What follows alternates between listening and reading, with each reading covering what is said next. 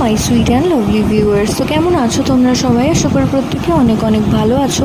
আজকে আমরা চলে এসেছি নতুন আরেকটি ইনফরমেটিভ ভিডিও নিয়ে। তো গর্ভাবস্থায় অনেক মাই এই ধরনের সমস্যায় ভুগে থাকে, সেটা হচ্ছে পেট শক্ত হয়ে যাওয়া বা পেটে টান পড়া। তো এটা কি গর্ভাবস্থায় কোনো রকম ভয়ের কারণ বা সেটা কি নিরাপদ, সেই বিষয়ে আজকের আলোচনা। অবশ্যই যদি চ্যানেলে নতুন হয়ে থাকেন চ্যানেলটিকে ছোট্ট একটি সাবস্ক্রাইব করে চ্যানেলের পাশে থাকার অনুরোধ রইল এবং পাশে থাকা যে বেল আইকন রয়েছে সেটাও প্রেস করে রাখবেন। এতে করে কিন্তু ভিডিও আপলোডিংয়ের সাথে সাথে আপনারা নোটিফিকেশান পেতে থাকবেন।